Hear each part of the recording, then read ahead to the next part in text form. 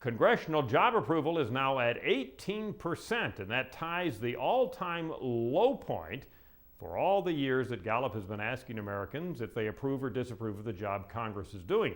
It was also at 18% last summer, August of '07, and then going all the way back to Bush Sr.'s administration.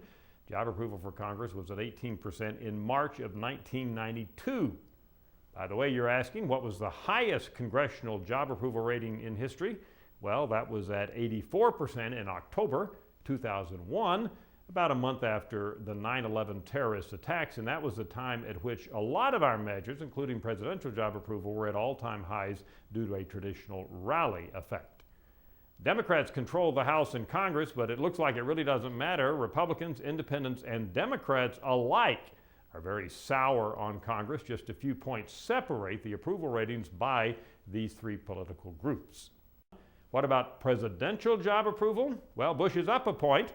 The president had reached his low point of his administration of 28% for the last three Gallup polls. Now he's at 29% approval, 65% disapproval rating.